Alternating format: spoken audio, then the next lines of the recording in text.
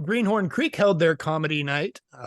I believe they called it Comedy Night Under the Arbor on October the 12th, 2023.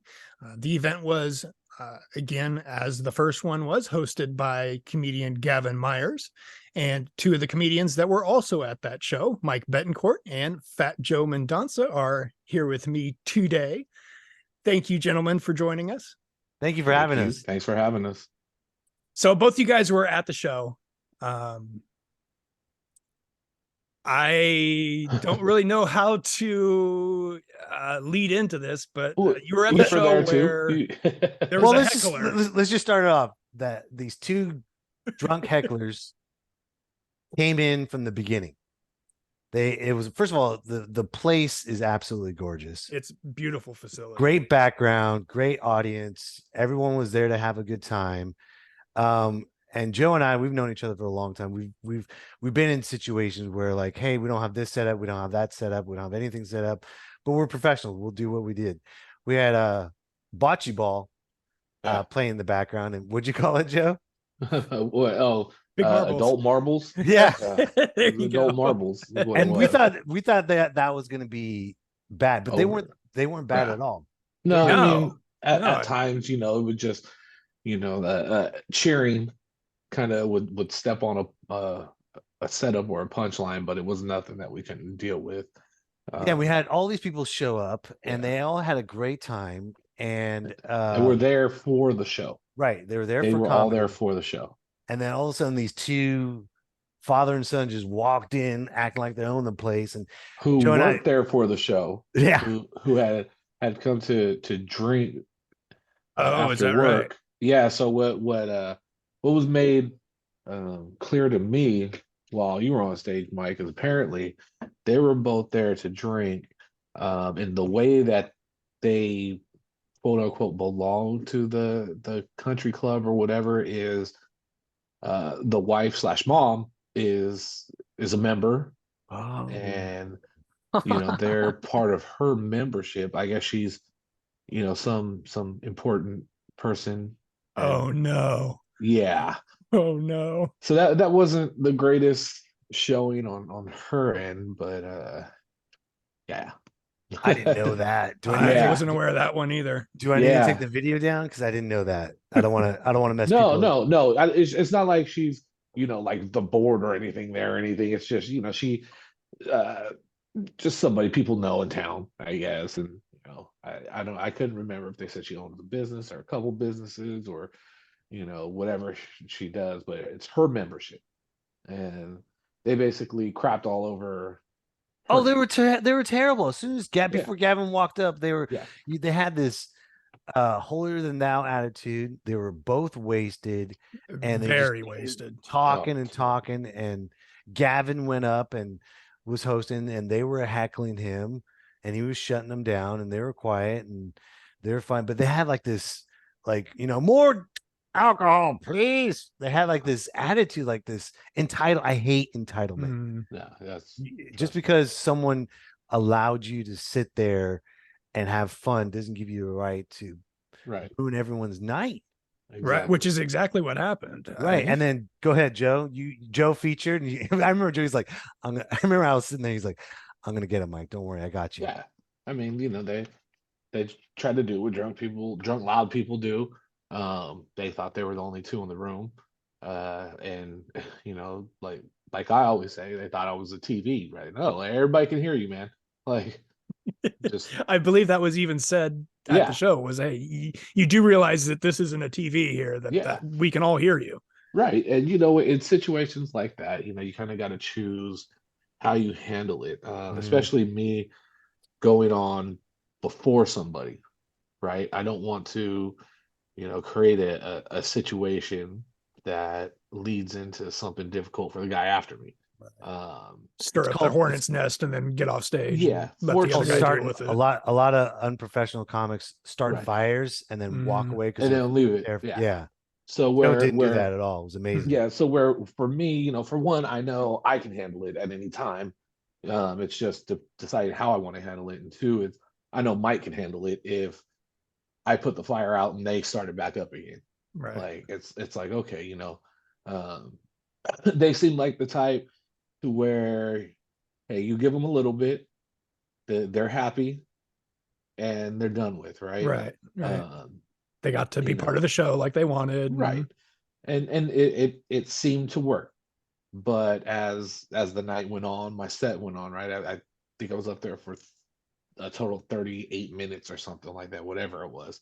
Um, sun starts going down, alcohol starts flowing a little bit more. You say some things that they, find funny, or they may not have heard the whole joke, right? They hear a word, and it's like, oh yeah, it's like, yay word, and then they start back up again, and sometimes guys like that, I don't even think they realized they were talking as loud as they were to each other, because Mm. that ended up being the case towards the end of my set, right? Yeah, they wanted to be part of the show. You became part of the show. Cool. We're done with you. We're moving on. And now you're just being kind of a distraction. Your background noise. Um, I felt that it was done with me, uh, for the most part. Um, Me knowing Mike's set, I knew it could go one way or another for him, because Mike's really loud, really high energy, and he's going to get their attention, right? Right. It's not, this laid back, you know, conversation like I do. Mike is very high energy, high intensity, so everyone's gonna look, right? Like, Right. even, Right. it's like, whoa, what's going on over there? Yeah, there's this, bearded crazy guy over there yelling at people. you know, then even, if they're there for the show or not, Mike's going to get their attention. And so, and I know that could go one of two ways for Mike, with guys like that. The good thing is Mike has, the professionalism and experience to handle guys like that. I mean, you don't get as far as Mike and I without you know dealing with that, and learning how to deal with that. So, um when I left the stage, I felt okay, it's a good place. It There was a great shouldn't be set. a problem. Great Thanks. Yeah. set on Joe's part. He shut down the hecklers perfectly, didn't start any fires. They were calm and quiet. So he felt safe to leave. Yeah, Mm. there we You know? go. He's like, Mhm. all right, that's done. I'm Right. going to continue my jokes and I'll leave you with Yeah. one more joke. Everyone had applause break, gave him applause. It seemed the water seemed calm. Yeah. Because Right. You my know? thing is my job. Okay, I identified the problem. Now I have to make sure, it doesn't become about me or my set anymore at that point. Mm. Now it's like, okay, I have to make sure the integrity of the show isn't jeopardized by two people, right? I Right. can't Right. give them enough attention and single them out to where now they've taken over the show, but at the same time, I can't let them, continue to be a distraction. So, at some point, we learn as comedians, sometimes you might have to sacrifice part of your set or what you're doing for the greater good of the show, Hmm. right? And And as that's a just, featurette and as a middle act and featuring, um, you only have such a Mhm. short amount of time. Do you want to waste that short amount of time of being funny and sticking to your set, or do you want to waste your time just dealing with these Right. Yep. drunks? Right. And sometimes you gotta nail them. You gotta hit Yeah. them hard. You gotta Yep. shut them down real fast and then get back to the jokes, because everyone else, they pay good money to be there. Yeah. Right. And they're having a good time. They're And having a Having a great great. They time. love Joe. They Love it. I loved mean, you Gavin. figure people Gavin are started out the spending. gate dirty as hell, but it was Yeah. hilarious though. Yeah, Right. yeah. It And was you figure hilarious. people, they've already spent how much on tickets, Yeah. and then dinner and drinks. I mean, you're looking at a couple spending, on average, $150-$200 just Mhm. for that night alone. Yeah. Mhm. They didn't come to hear, you know, Cliff and Norm over here in the corner Right. Right. going off about whatever they want to go off about. They came to see the guys who were on the flyer. They came to see Gavin, came to see me, they came to see Mike, right? Because you don't have to pay all that money to go see those two guys. You come back the Right. next day, those guys are going to They're be going to be there. there. So Right. Right. it's like, Right. so And the meals are not cheap either. They had exquisite meals. Everyone's having a great time. Some good delicious. It was food too. You know, Yeah. delicious. great food, great staff, Great great service. Yeah. atmosphere. Everything yeah. was great. And Joe could have easily, pissed him off or tanked or whatever it was. Yeah. but he didn't. He kept the integrity of the show. So did Gavin.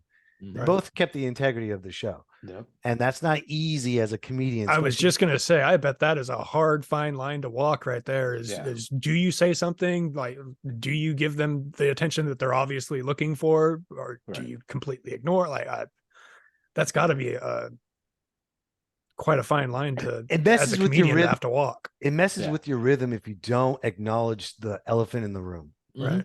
Right. Because now you just look like a clueless idiot who's Right. up there for your own agenda. Someone's like this, and you're like, so hey guys, how's it going? You guys doing Right. it tonight?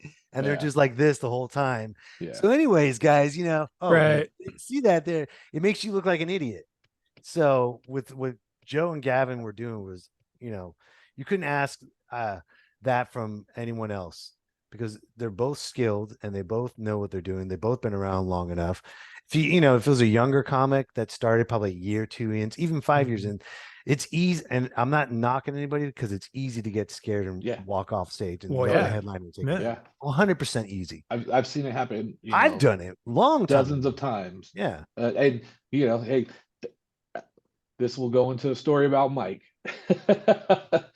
A lot of people won't believe this. If you see Mike now perform, that almost, what was it, 17 years ago, Mike, 18 years ago? Yeah. We're on the road with each other, and we're in Oregon, we're doing this show, and Mike's like, man, I don't know how you do that. Like the crowd's just this and that, and you kind of just embrace it, bring it in, and play into it, right? And not too many people, even comics, will remember Mike wasn't always really this high energy, very loud, very boisterous comic that he is now. Joe's fault. It's all Joe's fault. Mike was a very Joe did it. calm, laid back comedian, right? Like he was, I don't want to say he was still finding his voice, because he had been doing it for a couple years, but he just had a very different approach to comedy. And I told Mike, I said, Mike, what are you worried about? These guys will never know, they'll never see you again. And if they do, it might be completely different or whatever. I was like, just go out there and do you. Who cares what they think, right? As long as you're happy with how you finish and what you did and this and that, let it loose. I think what happened, what led up to it was I did I walk onto the table or something and take like some food from somebody or something, and Mike was just like kind of floored, like, how did you, like that? And ever since that road trip, I've never been the same. yeah. in a good way. Yeah. In a good way. I've learned so much from Joe, and I adapt so much from him. And we all in our comedy lives, we all go on different paths. And Joe had to venture off and go on hiatus after, was it before COVID? Was it how many years? Me, I went on a slower, reduced schedule. Yeah. A couple years before COVID, because of my kids are involved in a lot of extracurricular activities, and I have other things that I do. So, but I would always stay in touch with Joe, and Yeah. I always let him know, hey man, dude, if it wasn't for you because of this, and I always thank you for that. And we always talk about that time in Oregon, how the real Mike Betancourt came out. Yeah. And it's been he coached me to become a better comedian. And I'm so glad that it happened then to get me ready for what happened at this show. Right.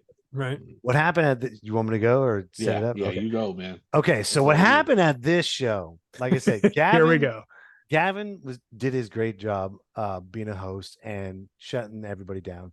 Joe did a phenomenal job being a great feature, shutting everybody down, shutting those two hecklers down, and the crowd loved it. So the crowd's energy was up here. They're ready to have fun, and then Gavin brings me up, and I'm going, and I'm more of like an engage. I like to engage the crowd a little bit, just to know who they are and just to figure it out. And I like to talk and bring them along with my act as well. I don't go like, oh, excuse me, sorry, I got this blurred out. I don't like to go, oh, what are you wearing? Oh, look at this guy with brown shoes. Blah, blah. I don't like to do that. I like to make them be a part of the show, be a part of it. Yeah. And I got the, and right there you go, the two hecklers. I was talking about marriage, and this guy I could just hear him. So I might as well point him out. He's been heckling the whole night. He's getting really, really loud. So the first thing was, I was like, how long you been married, sir?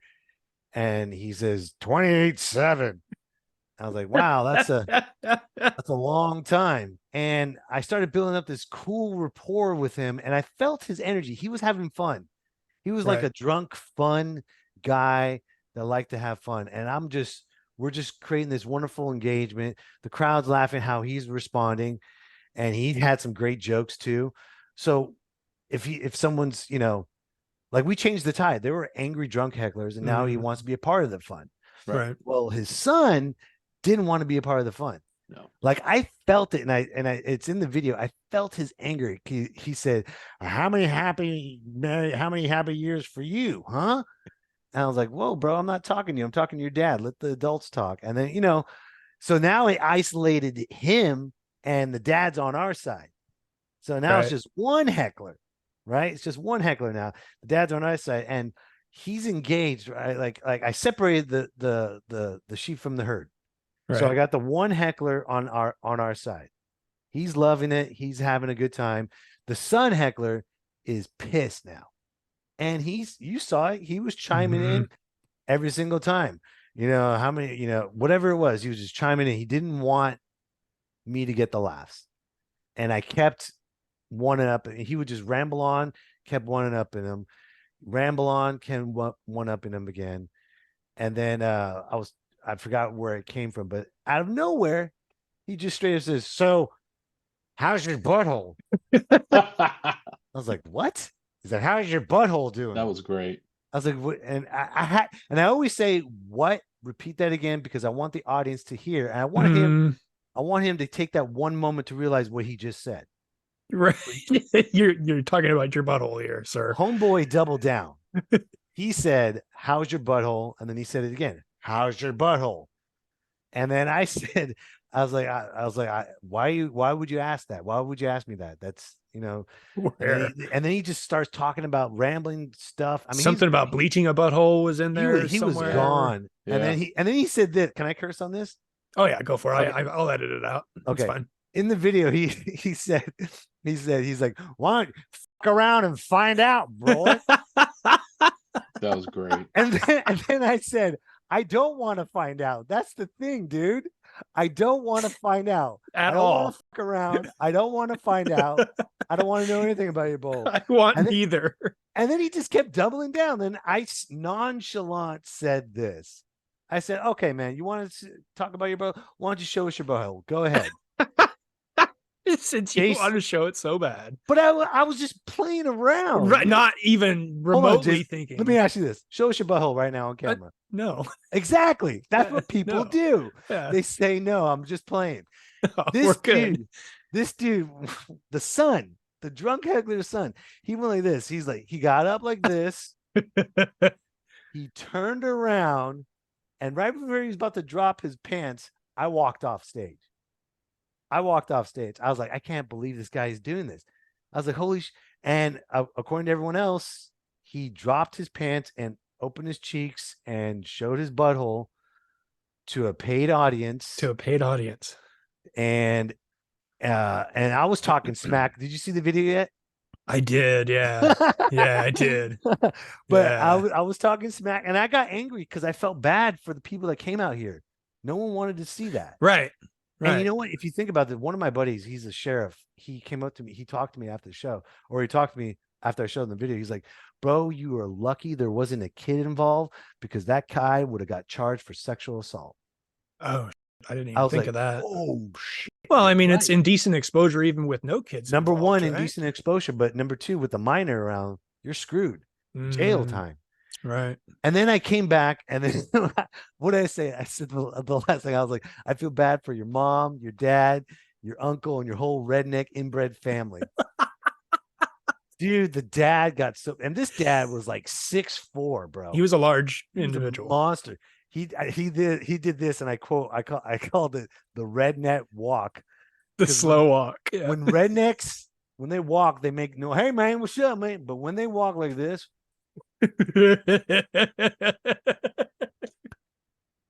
I'm gonna get my ass kicked. I know it. And he definitely had that look about him. Dude, he had that look. "You ain't from these parts, boy. You ain't from around here, are you?" And what was great was if you see the camera, you see the guy slow walk towards the other side. You see Joe. This is what's great about Joe. No other comic does this. Joe immediately goes around that area and stands right behind him. And I felt 100% safe because I know Joe would tear him up. And Right. Gavin Yeah. was right behind him too. I I felt like to fight. That's what right. Gavin and I like to fight. Like, not too many people will admit that, and we're old and fat now, but I mean, I don't mind it, right? Like, a lot of comics are afraid, like, and Right. Mike is someone I consider, a close friend, not just another comedian, not Mhm. somebody I work with, because if he was a comic I don't even know, right? And Oh, he would have left me hanging. yeah, but like, oh You'd have man, got your ass kicked. let's see how this goes. Right. Like, ooh, but I'm not gonna, like, no, Mike's my guy, man. I'm like, no, come on. But the great thing was when I saw Joe and I saw Gavin right there, I knew for a fact that I was going to be okay. And a lot of comics would have taken advantage of that situation just because they're safe. They're going to Mhm. start popping Right. off. Right. Like, what are you going to do? You ain't going to do anything. Right. I knew this was like a gift from the comedy gods themselves saying, look, you're safe. Let's get out of here. Right. And Nobody's been hurt. Nobody. the way the freaking lurch was just standing there, Mhm. he was like beeline right behind this lady in the front row. He was like right behind her, and she was an elderly woman, and that was the first thing I looked. I looked at Joe, I looked at the big guy, and I looked at the lady in the front row. I was like, I'm not gonna pop off. I'm not Mhm. gonna humiliate this guy now. I just want them out of there. Right. Because if I don't get them out of here, my number one concern was this older woman that could have easily got hurt. Right. She could Easily. catch crossfire real easily. I mean, this guy could have been like this gorilla, just ran through if I pissed him off. Mhm. Yeah, it's all about comedy and it's all about shutting down the hecklers. Yeah. But at that point, I was like, I'm safe. I got my back covered. Let's get these guys out of here and continue the show. And I saw the son. He started walking. If you see me, I had my head down. I was like, I don't know what to do because like he's coming this way. Is he gonna hit me Mhm. with the bottle or what? Mhm. And that's why I tell the audience, let's give it a second. And then he walks away, and then thankfully they got escorted out. And then I had to rearrange and bring comedy Right. back after all that. Yeah. Right. And a lot of comics would have walked off stage and said, I'm not getting We're paid done. for this. We're Yeah. done. But like I said, these people, they paid this much money, and spent they went through the butthole experience. Yeah. They're all I gotta bought in give them a now. show. They're still here. I Right. gotta They give them a suffered. show. Right. Yeah, they And- suffered now. Yeah, and I felt the energy, and I didn't want to leave like that. So I eventually turned the tide over. You did a So great job of bringing thank it you. back. And It was Thank really you. good. Really good. Thank you. I got a drink from it, and we had some fun, made some funny comments, and then I finished it off with a strong closing joke where they all erupted and had a great time. So they Mhm. got a show, they got heckled, and they got a butthole experience. Yeah. And then I brought it all the way back. And mind you, that was 10 hours of working on a line butthole. That wasn't right. That was not a that fresh wasn't butthole. hey, we got showered up to go to the show butthole. That was we just got Dirty. off of work and Oh, went to I go didn't have think drink about that. butthole. He's like, we're done wrenching. Let's go see Yeah. the comedy show. Yeah. Let's go to the bar. Right? Like, no, Oh. it's one thing. Like, hey, I showered, I got dressed for this, and now I'm going to show you my butthole. No, Dirty this is trash. yeah, too, this man. is yeah, and that might be 2-day-old butthole. You don't That know. might, I mean, Yeah. you never know. yeah, Well, the funny is that I was looking at the footage. I only posted 9 minutes. I dealt with that guy for like 20, 25 minutes. yeah, yeah. He was there for your whole set, pretty much. Yeah. Easily, Yeah. easily. So I was Yeah. like, I can't leave off of that guy winning. No, Right. no, not at all. Because again, then why do the show? Right. Right. At that point, if you'd have left then it's like, okay, we just basically had to, endure that guy's butthole because I should have left before he showed the butthole. Then if he was going to act like that. right. Like, hey, Yeah. screw this. But if they're in the butthole situation, you might as well keep going. All right. Right. Nothing I could say could be any worse than that. Let's No. try to salvage this, Right. right? No, nothing. Nothing. And I was like, But no, you did a great job. I mean, not a lot. Like, we both know there's not a lot of people we know that could have handled the heckling, B handled the confrontation, and then C bring it all basically back. saved the show. Yeah. But like I said, the only you reason can't why do I was allowed to do all that is because Joe and Gavin had my back. Because Yeah. if I had the fear of him coming back, I would have been distracted about that. I would have been distracted about I mean, there's so many things going all at once, and you don't know if he's going to come back with a gun or not. Right. You don't know. You have no idea. Today's world, you never know, I guess. Exactly. Today's world, he could have came back anytime or whatever, or just drove a car through something. You never know. Right. Well, that was something I told him. I say, hey, man, why don't you just go get in your car right now and drive home really fast? You know, I was like, just do us all a favor, man. See how fast you can get home from here. Ready, set, go. Yeah, you know, I mean, and you know, to Mike's point, right? You know, a lot of comics would have handled the confrontation. Yeah, I know I would have, right? Like Mike, you've seen it. There's times somebody gets up and walks up to me on the stage. I'm like, okay, now it's full go for me. I'm gonna instigate it until I'm like a kid on schoolyard. I'm gonna instigate it all the way until the teacher comes and breaks it up. Like that's just how I am. But that's me. You know, Mike did the responsible thing, I feel, but you know, he was, like he said, he was able to do the responsible thing. You know, he wasn't thinking about him. He wasn't thinking about, you know, this or that or whatever. And at that point, he, you know, really weren't thinking about the show. The concern was for the safety of that woman up front, and then essentially, like you said, the safety of everyone, right? It's like, let me diffuse this because it's gotten to this point, but I don't want this crazy guy to potentially hurt this older woman sitting here, who, by the way, was absolutely enjoying the show. Oh, And probably she had was the dirtiest mind out of fantastic. everybody. Right, out of everybody in the whole. She didn't look at the butthole though, so that's great. She didn't look, because I have a feeling she's seen her fair share of buttholes in her life. Just the jokes of mine that she laughed at, and then the jokes of yours she was like, I'm pretty she should be on this Zoom call right now and she could tell us some stories. But, Yeah, could. But you know, but that's the beauty about comedy. We want to protect the people that enjoy being there. You know, exactly. We want to, you know, and this is what should tell what everyone's like. Just because you go to a comedy show or whatever you see on Netflix, yeah, Netflix is, you know, highly security. You got camera, you got a lot of professional people around, and then people, you know, go to like regular shows, live shows. It's not a free for all. Right. You know, just because Will Smith went on stage and slapped Chris Rock doesn't give anyone else the permission to keep doing that. Right. And I don't, and that's been going on before Will Smith ever did that too. A lot, you know, it's just getting more attention now. Yeah. But, you know, 10, 15 years ago, people came on stage, they threw stuff. You know, it's so funny how stand-up comedy is one of the most hardest art forms out there, but it's the most disrespected one. Yeah. Because like at theaters, your cell phones are off, they flick the lights, and you know, oh, we're gonna start on time, and they start on time, and it's quiet to the audience, and they laugh when they tell you to laugh. Movies, same thing. Opera, same thing. Music, bands, whatever you can do. If someone does one thing remotely wrong, they're out of there, gone. But for some reason, stand-up comedy is mistreated and abused. It's not respected. It's very disrespected, but that's why we have to protect that. That's the main thing. I think that's why we did what we did, because we wanted to save the show, to prove to everyone that we can, and we're thankful that we are, and everyone left with a high note and laughed, and they had a great time, and the food was excellent. And to that point, you know, we're not the type of comics who are always on. Right. Like, you know, there's a time and place for everything. Right. You catch me out and about, I'm not putting on a show for you. Not doing bits out at the grocery store. Yeah. Hey guys, want to see my butthole? Huh? Yeah. Unless the money's right, you know, then we could talk. But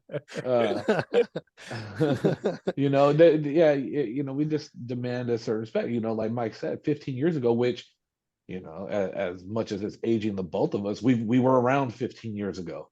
And there, I mean, people were just overly comfortable with trying to come to the stage. You know, I dealt with it a handful of times. You know, people not liking something you say when you address them, or you know, not agreeing with something, and then they try to come to the stage or they try to confront you out there. It's like youth sports, like trying to go to the referee after the game. Like, it's like, hey, I didn't like what you said to me when you were on stage. Well, I didn't like you talking while I was on stage. So how about that? Right. Yeah. And, they get out of hand. They try to find you in the parking lot. I mean, there's times where I've worked with, national headliners and, they ask like, hey, can friends of mine walk them back to their hotel room or something because they didn't know what people were gonna do. I'm just like, that's insane to me. Yeah. Like, Well, the thing it is shouldn't be too, like that. if you don't like something at a comedy show, it's Right. real simple what you can do. Yeah. Not laugh. Right. Yeah. We That's will it. move on from it. We'll move on to I could see if I was a comedian that's just, berating someone in the front row all night. Right. Look at this piece of shit. Look at this, blah, blah. Yeah. And yeah, I get it. You have every right to get up and hit me. Yeah. 100%. You want to fight me? Yeah. 100%. You want to complain after the show? 100%. But dude, people fight and want to cancel comedy more than they want to cancel any corrupt politician. Yeah. Well, It's like, it's the last, quote unquote profession to where it is opinion based, right? A lot of what we do and what we say is our opinion, our observation, and and sometimes it may not even be that, like I know with some of my material, it's not exactly my views and expressions, but I'm up there telling it like it is, just because Right. That's part of what you do. Exactly. Right. Right. It's popular at the time. A good friend of ours, Jason Rustler, his line that he says all the time when he's on stage, and it sticks with me throughout life.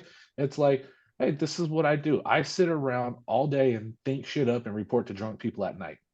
And that's great. That's a great quote. I love that quote. And Jason says it all the time, right? He says it.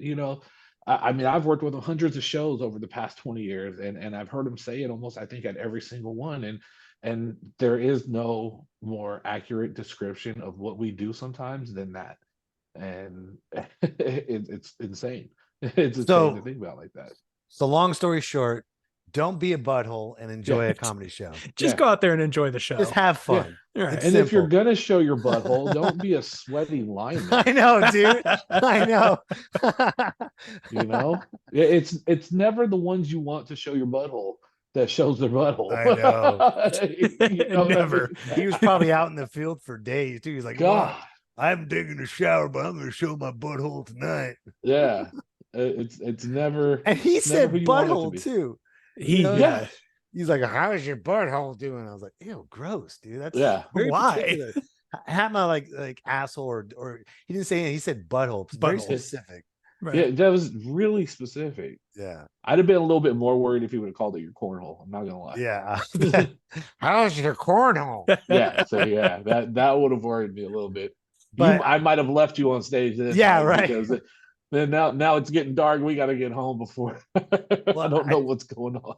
I want to tell you right now, as with this awesome interview, I want to thank everyone that came to the show and everyone that had a great time and laughed and stayed all the way. You're a fantastic audience, and you know who you are because the video's out there. So thank you very much. Yeah, and hopefully they do it again. Hopefully they next season they end up doing this series again. They know no buttholes though. With no buttholes, just less buttholes. Yeah, or preferred buttholes. Because it was great having comedy in the area. Yeah, it's a place to go do. So it was just, we don't get a lot of that around here, and it was great having you guys. A gorgeous setting too. I mean, we appreciate it as entertainers. Yeah. Well, guys, thank you for joining me and recounting the butthole incident. Don't be one. Go ahead and see one. If people want to find you guys, well, if you want to see this butthole video, by the way, the butthole is not caught on film, which is good for everyone. Thankfully, thank God, and thank the comedy gods. But our reaction was, and it's a 9-minute video, but it goes by so fast. Everyone loves it that they watched it. All you got to do is go to YouTube at Mike B Comedy, and you can add me from there, and you can subscribe to my videos and follow the rabbit hole and find me. And if you like, I can go ahead and put a description or a link down in the description for that video too. Thank you. Folks can find it easily. So on your socials, how do folks find you though, besides YouTube? Facebook, YouTube, TikTok, Instagram, all at Mike B Comedy. Real simple. Keep it simple. I like it. Yeah. And how about you, Joe? Yeah. For me, you can find me Facebook, Instagram, Phat Joe Comedy, YouTube's Phat Joe Comedy. I don't know if I changed my TikTok to that or not, but if it's not Phat Joe Comedy, you can also find me on Instagram, Twitter, or X, whatever you call it, Coach Joe 916. That's how you can keep up with me. Have an upcoming show. My next show, well, one of my next shows, December 15th, at the stage in Berg Junction, Cameron Park. It's a phenomenal show. Headliner is a really good headliner, Brad Bonner. I'll be hosting it. A couple of great comedians, Dorian Foster, who's a hilarious guy from Sacramento, and Tyler Cantu from the area as well. It's one of those shows.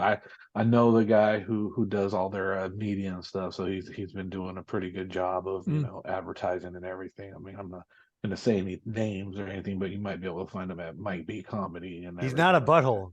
No, he's not a butthole. So no, we're really happy that the show's been growing in Cameron Park, the stage at Berg Junction.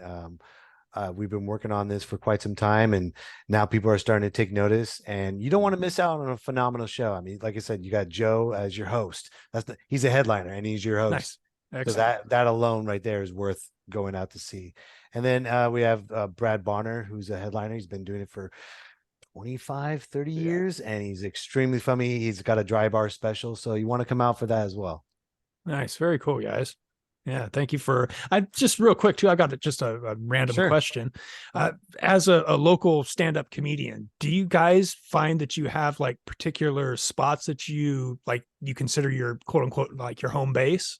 Like, okay, this is my spot that I like. I really like playing. Like, or is it just you kind of just go where the wind blows you, and that's where you're playing. This next time is where you're playing next time. Number one, I'm going to that way. Number one, I'm going to be biased real quick. I love the stage at Berg Junction because people are wonderful there. The stage is awesome. Number two, Sacramento Punchline. Oh, yeah. Punchline in Sacramento is amazing. It's such a phenomenal crowd, phenomenal staff. I love going there. I love performing there. I consider that my home club because they've taken care of me, and they're the number one comedy club in Northern California. Oh, wow. No kidding. Is that right? Mm-hmm. Wow. I tend to just kind of go. I'm more. I don't really have a home club. There's just guys that I prefer, or bookers that I prefer to work for. I mean, obviously, I do the clubs and everything too. I don't mind working. I love working the clubs. I like working the Punchline. I like working Laughs Unlimited. But there's a lot of local producers who put on shows, similar to how Gavin puts on the shows.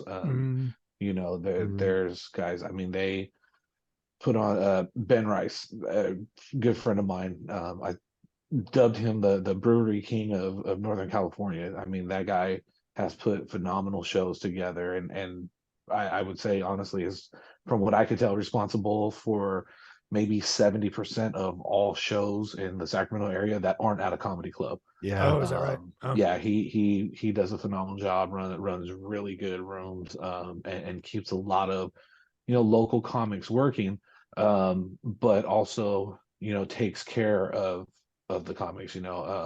It's very hard to find guys like that that don't undervalue you.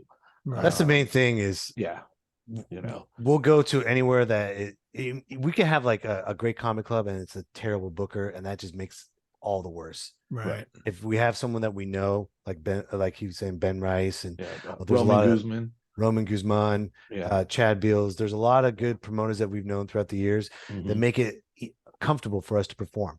Right. So it's not, but still, the Punchline is still awesome. Right. Yeah. Still, that's the number one. Right? If you're watching, make sure you book me. I'm just kidding. Yeah. I would imagine that's kind of a tough thing to find, is that line between wanting to have the opportunity to get out in front of people and work on your craft, and not, like you say, taken advantage of and not treated right. And Well, Joe and I, we built a wonderful camaraderie between each other, obviously, and we don't want to be around people who aren't. Mm-hmm. Yeah. If Right. they're Yeah, I shady mean, people, I just don't want to be around them. It Right. just ruins the whole show. yeah, too old and been doing this too long Yeah. to kind of just deal with that, you know. It's just easier to say no to stuff like that. Right. By the You way, know, you didn't tell him who you recently worked for, Joe. me, Yes. Who'd you recently work for? well, Roman's who I worked for, but with Excuse me. Who'd you work with? I worked in Modesto, or technically Salida, at the Post, with Steve Heitner from he's been on several shows, most popularly known for being Kenny Banya on Seinfeld. So Okay. I yeah, forgot he was yeah, that's Banya. gold, Jerry. Yes. I've done comedy for He's done all 20 kinds of years. stuff. Yeah. I've been doing comedy for almost 20 years, and I can honestly say that the show that I worked, for Roman and with Steve was probably top one or two. Oh, is that right? Just Easily. the overall experience, Hmm. and for me now in this stage in my career, um it's the stuff that happens off the stage, right? Like, business is business. I'm gonna go on stage, I'm gonna do what I do, people are gonna like it or they're not, but it's very rare that you meet a headliner of that magnitude who Mm. is as down to earth as he is funny. Hmm.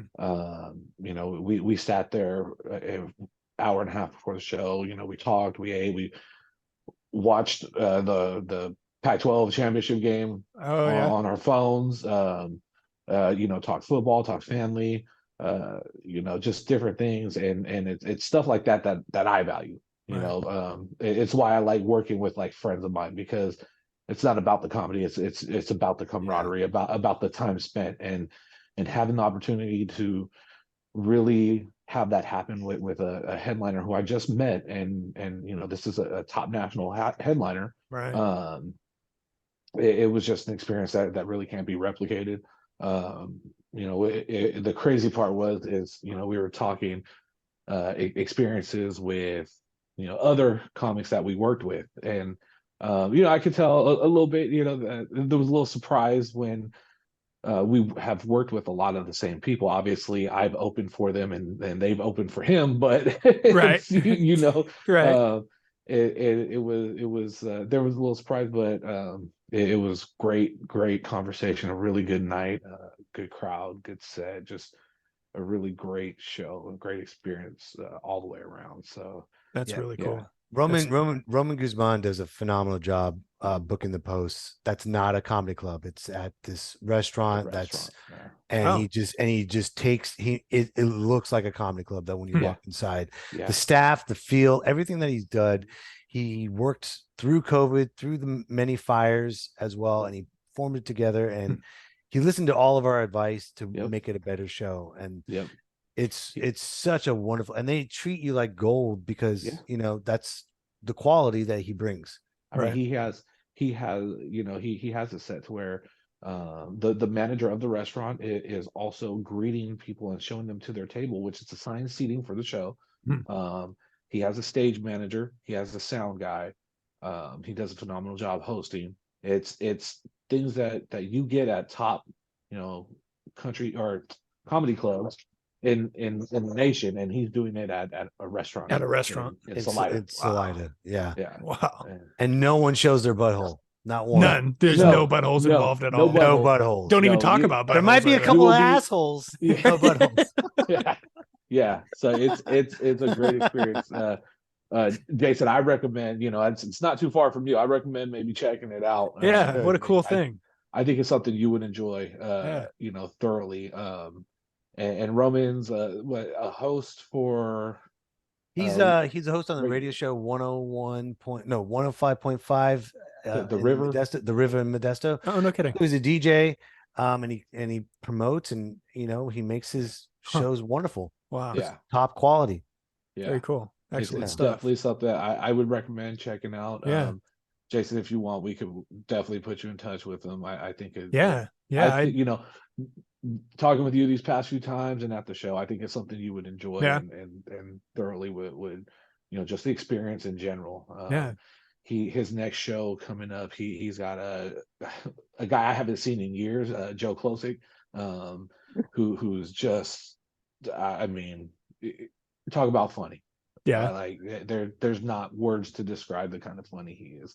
Joe Klosick has this video on YouTube where this heckler tries to out comedy him. So he brings him on stage, has a microphone for him and microphone Oh for my gosh. Joe Klosick, and they do joke for joke.